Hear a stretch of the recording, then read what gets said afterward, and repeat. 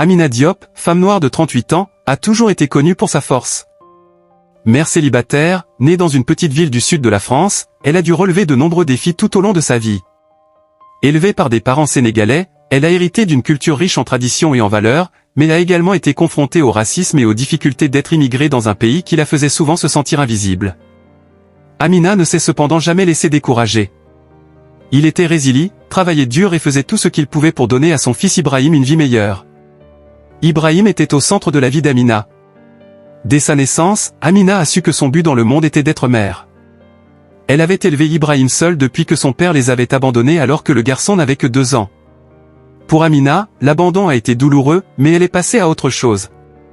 Il a trouvé la force dans sa foi et son amour pour son fils. Ibrahim était un garçon adorable, plein de vie et extrêmement intelligent. Il aimait le football et rêvait de devenir médecin un jour. Amina a fait tout ce qu'elle pouvait pour le soutenir, équilibrant 2 emplois pour s'assurer qu'il ait toutes les opportunités qu'elle n'a jamais eues. La vie n'était pas facile, mais les moments passés avec Ibrahim en valaient la peine. Ils jouaient dans le parc, regardaient des films ensemble et Amina l'emmenait toujours aux fêtes de quartier, où il courait et jouait avec les autres enfants. « Maman, quand je serai grand, je prendrai soin de toi », disait souvent Ibrahim avec un sourire innocent. Amina riait toujours et répondait « Mon fils, tu prends déjà soin de moi avec ton amour ». Et vraiment, Ibrahim était la raison pour laquelle Amina continuait à se battre chaque jour. Cependant, ce bonheur a commencé à s'effondrer lorsqu'Ibrahim a eu 8 ans. Il commença à se plaindre d'une fatigue constante et de maux de tête. Amina, au départ, pensait que c'était juste la grippe ou quelque chose de temporaire. Mais la douleur n'a pas disparu et Ibrahim a commencé à perdre du poids rapidement. Inquiète, Amina l'a emmené à l'hôpital. Après de nombreux examens et consultations, le diagnostic fut catastrophique, Ibrahim souffrait d'une forme agressive de leucémie. La nouvelle a déchiré Amina. Son cœur se brisa en 1000 morceaux en entendant les paroles du médecin. Mais ce n'est qu'un enfant, s'est-elle exclamée, incrédule. Le désespoir s'empara d'Amina, mais elle savait qu'elle ne pouvait pas s'effondrer. J'avais besoin d'être fort pour Ibrahim. À partir de ce moment, sa vie est devenue une lutte constante contre la maladie. L'hôpital est devenu sa deuxième maison alors qu'Amina regardait son fils se battre courageusement pour sa vie. Les mois qui ont suivi le diagnostic d'Ibrahim ont été une pure survie. Amina était partagée entre le travail et l'hôpital, tout en essayant de faire face à la douleur de voir son fils souffrir. Les séances de chimiothérapie étaient longues et épuisantes, et chacune d'elles drainait l'énergie d'Ibrahim. Au début, il essayait d'être fort. « Maman, je vais vaincre ça », dit-il avec le même doux sourire qu'Amina aimait tant. Elle le croyait, ou du moins essayait de le croire. J'avais besoin d'y croire, car l'alternative était si sombre. À chaque rendez-vous, les médecins donnaient un nouvel espoir et de nouveaux traitements. Mais au fil du temps, Amina a commencé à se rendre compte que les choses ne s'amélioraient pas. Ibrahim est devenu de plus en plus faible. Il ne courait plus dans le parc comme avant, et ses yeux brillants étaient désormais toujours fatigués. Amina a passé des nuits blanches, assise près du lit de son fils, pleurant silencieusement pendant son sommeil. Elle voulait être forte pour lui, mais au fond, la peur de le perdre grandissait chaque jour. À mesure que la maladie progressait, la communauté autour d'Amina a essayé de l'aider. Des voisins, des collègues et même des inconnus se sont mobilisés pour offrir leur soutien, organiser des tirages au sort et collecter des fonds pour aider à couvrir les frais médicaux. Amina, cependant, se sentait de plus en plus isolée. Même si elle était entourée de gens, la douleur qu'elle portait ressemblait à un combat solitaire. « Si je le perds, je ne sais pas ce que je ferai », se murmurait-elle lors de ses nuits les plus désespérées. Au milieu de cette lutte, Amina a commencé à tout remettre en question. Pourquoi cela se produisait-il ? Elle était une mère dévouée et aimante. Il a toujours fait de son mieux pour élever Ibrahim. Pourquoi Dieu la punissait-il de cette façon ? La foi qui la soutenait autrefois commença à vaciller. Pourquoi lui ? Demanda Amina silencieusement, dans ses prières en larmes. Elle se sentait impuissante, incapable de protéger son fils du mal qui le consumait. En regardant Ibrahim, qui passait désormais la plupart de son temps à l'hôpital, Amina essayait de retenir ses larmes. Il était si jeune, il avait tellement de rêves. « Maman, quand j'irai mieux, on pourra aller à la plage », a-t-il demandé un jour, avec une pointe d'espoir dans la voix. Amina sourit, même si son cœur était brisé. « Bien sûr, mon amour. »« Allons-y », répondit-elle, même si elle ne savait pas si ce jour viendrait. Au fond, la peur de le perdre consumait peu à peu Amina. Malheureusement, la maladie ne leur a donné aucun répit. Au fil des mois, il est devenu évident que les traitements ne fonctionnaient pas. Les médecins ont fait tout ce qu'ils ont pu, mais Ibrahim a commencé à perdre la bataille. Il devenait de plus en plus faible, et sa lumière, autrefois si brillante, commençait à s'estomper. Dans le lit d'hôpital, dans les derniers jours de sa vie, il a tenu la main d'Amina et lui a dit « Maman, tu es la meilleure mère du monde. Je t'aime ». Ces mots, remplis d'innocence et d'amour, sont restés gravés à jamais dans l'âme d'Amina. La mort d'Ibrahim a complètement détruit Amina. Lorsqu'il partit enfin, dans ses bras, ce fut comme si le monde entier s'était arrêté. La douleur qu'il ressentait était indescriptible. Il n'y avait pas de mots pour exprimer le vide profond qui s'emparait de son cœur. C'était comme si une partie d'elle-même était morte avec lui. Amina pleurait sans arrêt, criait de désespoir et se sentait abandonnée, trahie par la vie. La seule chose qu'elle aimait plus que tout au monde lui avait été enlevée. Les funérailles d'Ibrahim furent un événement dévastateur. L'église était pleine de gens venus lui rendre hommage, mais Amina pouvait à peine remarquer qui était là. Tout autour de lui semblait flou. Elle entendait des mots de réconfort, des câlins, mais rien ne semblait franchir la barrière de douleur qui l'enveloppait. Les paroles de condoléances, que beaucoup prononçaient avec de bonnes intentions, n'avaient aucun sens pour elle. Il est dans un meilleur endroit, maintenant, il est en paix. Mais Amina ne voulait pas entendre ça. Elle voulait juste que son fils revienne. À partir de ce moment, Amina a pris ses distances avec tout le monde. La douleur était trop forte et elle ne pouvait pas gérer le monde extérieur. La maison qu'elle partageait avec Ibrahim, autrefois pleine de vie, était désormais silencieuse et froide. Tous les jouets, les vêtements, son odeur étaient toujours là, comme s'ils attendaient son retour à tout moment. Mais il ne reviendrait pas. Et chaque jour qui passait, ce fait devenait de plus en plus insupportable. Amina a commencé à s'adonner à l'alcool. Au début, c'était juste un verre de vin pour essayer de s'endormir le soir. Mais cela s'est rapidement transformé en une bouteille par jour. Elle buvait pour tenter d'engourdir la douleur, de se déconnecter de la cruelle réalité qui l'écrasait. À chaque gorgée, elle ressentait un soulagement temporaire, mais lorsque l'effet s'estompait, la douleur revenait encore plus intense. Les bouteilles ont commencé à s'accumuler et Amina s'est retrouvée de plus en plus isolée. Elle ne répondait plus aux appels de ses amis ou de sa famille. Les rares fois où elle quittait la maison, ses yeux vides et sa démarche tremblante révélaient à quel point elle était déprimée. « J'ai échoué en tant que mère », se dit Amina, à travers les larmes et l'alcool. Elle pensait qu'elle était en quelque sorte responsable de la mort d'Ibrahim. Peut-être que si elle l'avait emmené à l'hôpital plus tôt, si elle avait fait quelque chose de différent. Elle commença à sombrer dans le doute et la culpabilité, croyant qu'elle n'avait pas réussi à sauver son propre fils. Boire semblait être le seul moyen d'échapper à cette spirale d'autodestruction, même si au fond d'Amina savait que cela ne ramènerait pas Ibrahim. Une nuit, après un marathon de beuverie, Amina s'est évanouie sur le canapé. La douleur dans sa poitrine et le vide la consumèrent une fois de plus, et dans son esprit, elle souhaitait pouvoir le voir, juste une fois de plus. « S'il te plaît, Ibrahim. Je veux juste te voir », murmura-t-il avant de perdre connaissance. C'est dans cet état que son expérience de mort imminente a commencé, un voyage qui allait changer sa vie pour toujours. Amina ne pouvait pas dire exactement ce qui s'était passé à ce moment-là. Le monde autour d'elle devint complètement noir, comme si la douleur et le vide l'avaient finalement engloutie tout entière. Elle se sentait en apesanteur, flottant dans une obscurité dense où il n'y avait aucun son, aucune douleur, juste un silence étrange. L'alcool semblait lui avoir enlevé tous ses sens. « Est-ce la mort ?» se demanda-t-elle, presque indifférente à cette idée. Au fond, peut-être qu'elle le voulait. Peut-être que de cette façon, il pourrait enfin échapper à la douleur. Cependant, au milieu de l'obscurité, une douce lumière commença à apparaître au loin. C'était une lumière chaude, différente du vide qui l'entourait. Amina se sentit attirée par cette lumière, comme si cette lumière était la seule chose réelle au milieu de nulle part. En s'approchant, il commença à entendre un rire familier. Son cœur manqua un battement. Non, ça pourrait être. Elle hésita, mais le rire devint plus clair. C'était le rire d'Ibrahim, ce rire innocent et joyeux qui lui avait manqué. Amina se mit à courir vers la lumière, désespérée de revoir le visage de son fils. Lorsqu'il s'approcha suffisamment, la lumière s'ouvrit sur une sorte de champ plein de fleurs et d'arbres, et là, au milieu de cette scène, se trouvait Ibrahim.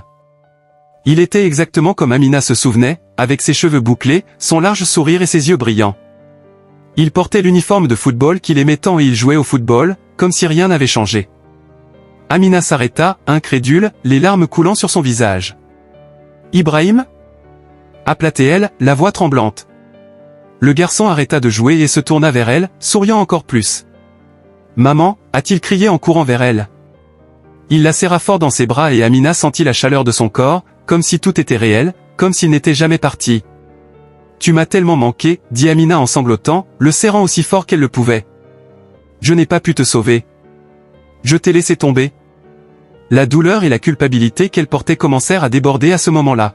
« Pardonne-moi, mon fils, pardonne-moi. » Ibrahim la relâcha et la regarda avec une tendresse indescriptible. « Maman, ce n'est jamais de ta faute, » dit-il d'une voix douce mais pleine de sagesse. « Tu as fait tout ce que tu pouvais. Je sais que tu m'aimes.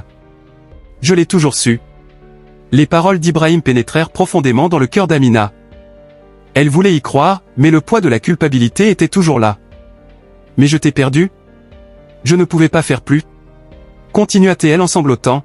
« Tu me manques tellement, tellement. » Ibrahim tenait le visage d'Amina avec ses petites mains et la regardait droit dans les yeux.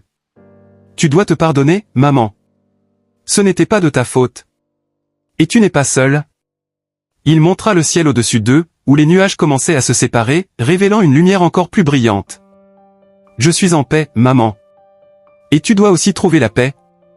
Je ne veux pas te voir souffrir comme ça. » Les paroles d'Ibrahim étaient pleines d'amour et Amina sentit quelque chose commencer à se briser en elle, la barrière que le chagrin et la culpabilité avaient érigée autour de son cœur.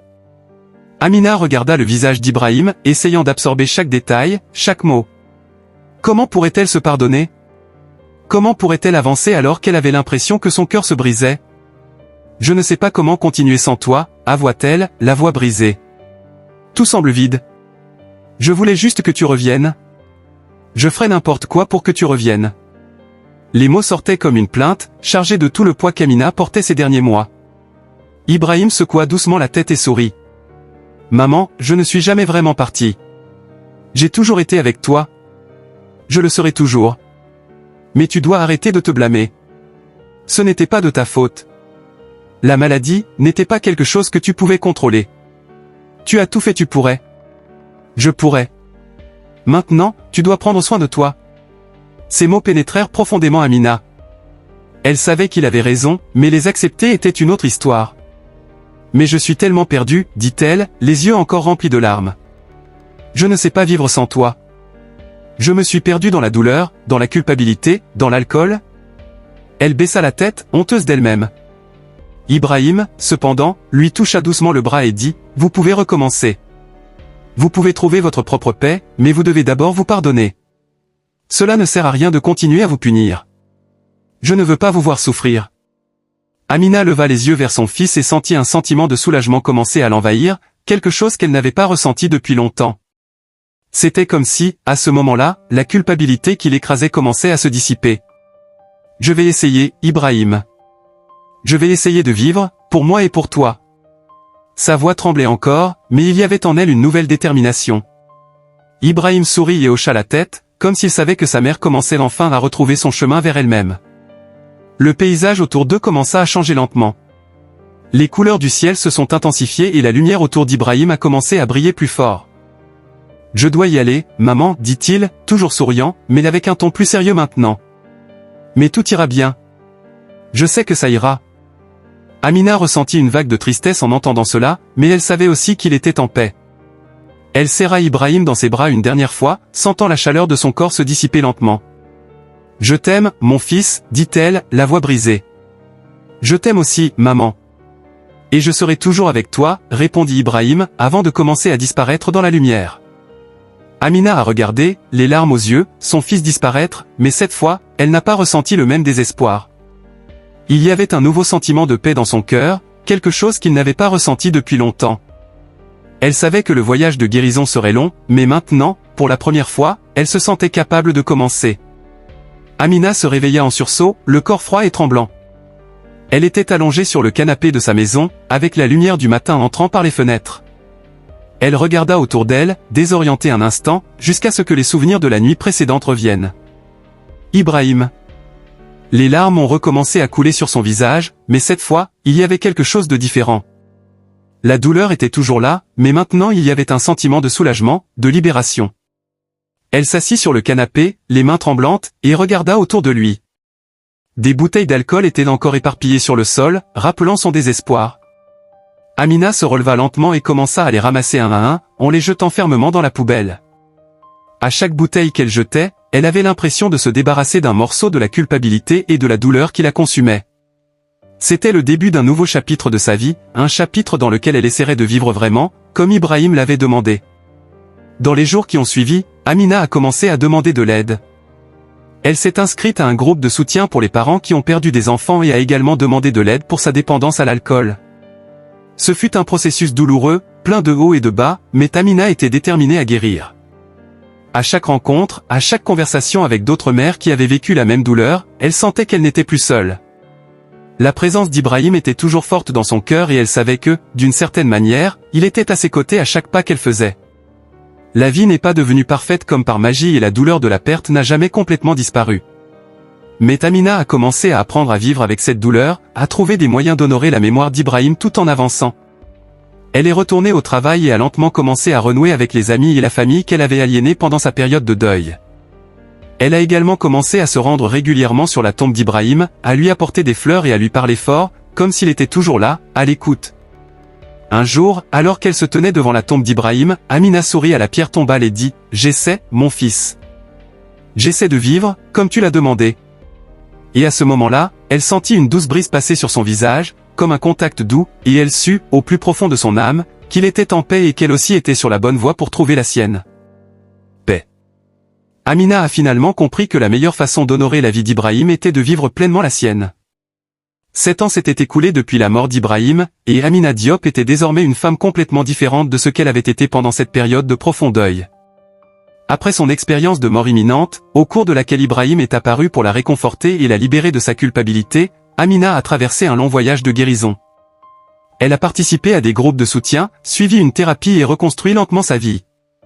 Le temps a adouci la douleur de la perte, même si le souvenir d'Ibrahim était encore profondément ancré dans son cœur. L'envie persistait, mais il y avait désormais de la place pour quelque chose de plus, l'espoir. Amina est retournée au travail avec détermination, a renoué avec sa famille et ses amis et a progressivement commencé à voir la vie sous un nouveau jour. Elle avait arrêté de boire, remplaçant l'alcool par des moments de réflexion et de méditation, où elle ressentait la présence spirituelle d'Ibrahim. Petit à petit, il réalise que le chagrin ne disparaîtra pas complètement, mais il apprend à vivre avec.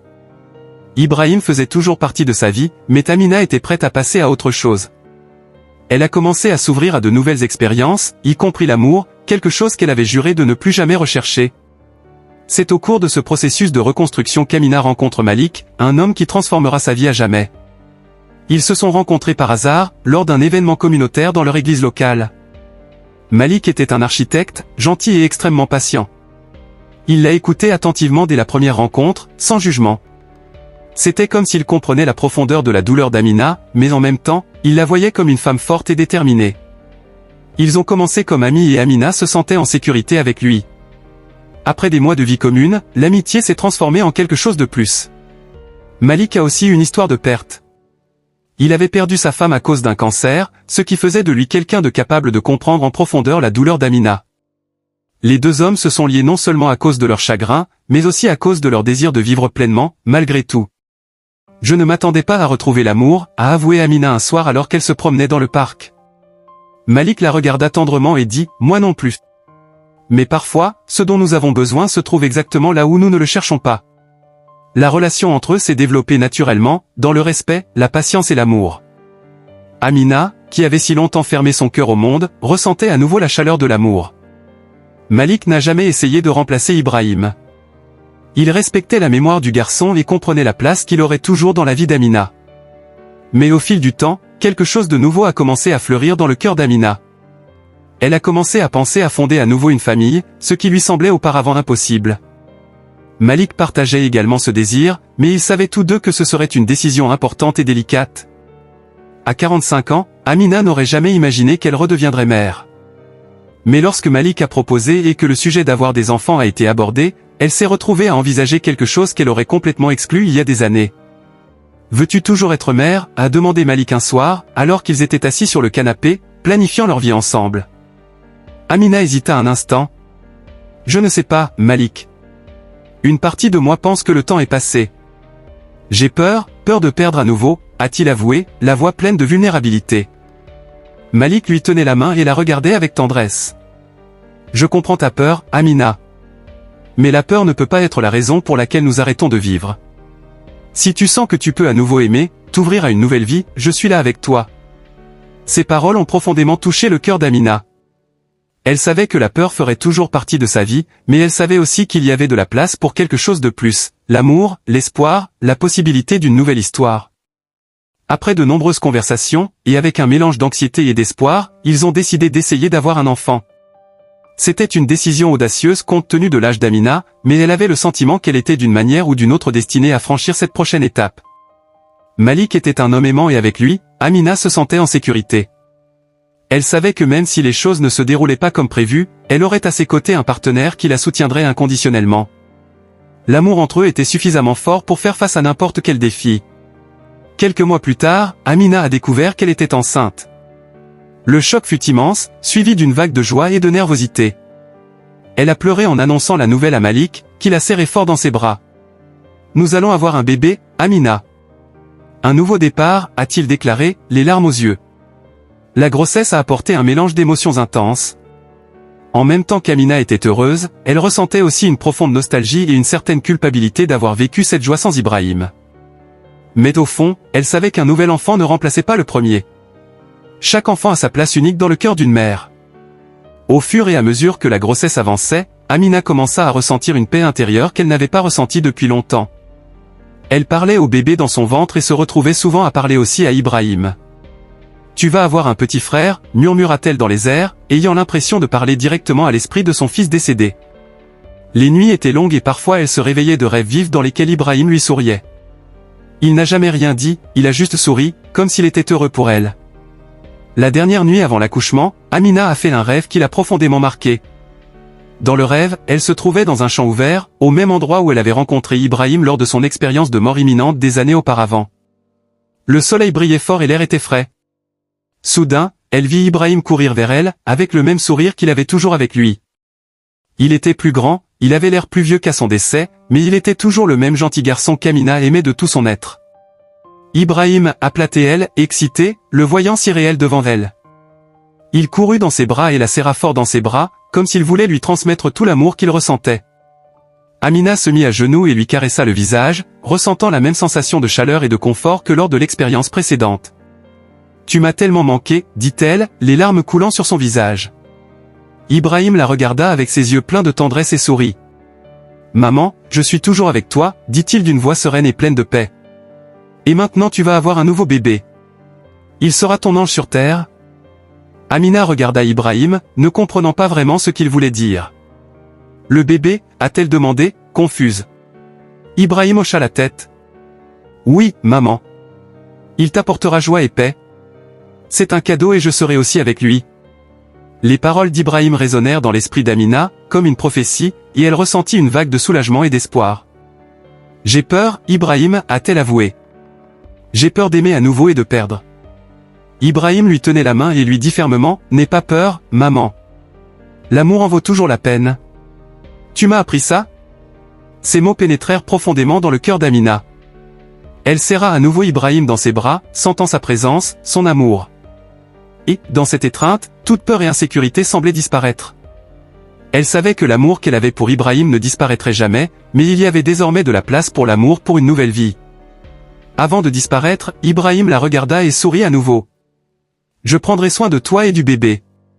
Tu ne seras jamais seul. » Et sur ce, il s'éloigna lentement, marchant vers la lumière, jusqu'à disparaître complètement. Amina s'est réveillée les larmes aux yeux, mais il y avait dans son cœur une paix qu'elle n'avait pas ressentie depuis longtemps. Elle savait, au plus profond de son âme, qu'Ibrahim était avec elle et que son nouveau bébé serait un cadeau d'amour et de guérison. Le lendemain matin, Amina s'est rendue à l'hôpital, prête à accoucher. Le rêve d'Ibrahim était encore frais dans son esprit, et en même temps, elle ressentait un étrange mélange de nervosité et de calme. Malik était à ses côtés, lui tenant la main, lui offrant tout le soutien dont elle avait besoin. « Nous sommes dans le même bateau », a-t-il déclaré, alors que les médecins préparaient l'accouchement. Amina sourit, sachant qu'en fait, elle n'était jamais seule. En plus de Malik, elle savait qu'Ibrahim était là d'une manière ou d'une autre, la guidant et la protégeant. La naissance a été un succès et Amina a donné naissance à un magnifique petit garçon. Alors qu'elle tenait le bébé dans ses bras pour la première fois, une vague d'émotion l'envahit. Elle regarda son petit visage, si petit et parfait, et ressentit une connexion immédiate. « Il est magnifique », a déclaré Malik, les yeux remplis de larmes. Amina sourit, toujours émue. « Oui, il l'est », répondit-il, le cœur débordant d'amour. Ce moment était plus que spécial. C'était une renaissance pour Amina, une chance de vivre l'amour d'une manière qu'elle n'aurait jamais imaginée. Alors qu'il regardait son fils, les paroles d'Ibrahim du rêve lui revinrent à l'esprit. « Il sera votre ange sur terre ?» Amina savait que ces mots avaient une signification profonde. Ce nouveau bébé, qu'ils ont décidé d'appeler Amadou, était un cadeau, une nouvelle chance d'aimer, de prendre soin, d'être à nouveau mère. Et surtout, il serait un pont entre le passé et le futur. Il ne remplacera jamais Ibrahim, mais il était le prolongement de l'amour qu'elle aurait toujours pour son premier fils. Dans les mois qui ont suivi, Amina a vécu des moments de pure joie et de gratitude. Prendre soin d'Amadou lui a redonné un sens renouvelé, quelque chose qu'elle avait perdu depuis si longtemps. À chaque sourire de bébé, à chaque rire, Amina sentait le poids de la douleur du passé se dissiper un peu plus. Elle savait que le chagrin ne disparaîtrait jamais complètement, mais maintenant, au lieu d'être une douleur insupportable, c'était un souvenir rempli d'amour et d'affection. Une nuit, alors qu'elle endormait Amadou, Amina leva les yeux vers le ciel étoilé et murmura « Merci Ibrahim. Tu avais raison. C'est mon ange sur terre. » Elle savait que où qu'elle soit, Ibrahim veillait sur elle et Amadou, prenant soin de leur famille, comme il l'avait promis. La vie d'Amina était désormais un témoignage de dépassement, d'amour et de renouveau. Son amour pour Ibrahim ne s'effacerait jamais, mais elle avait désormais une nouvelle raison de continuer, son ange sur terre.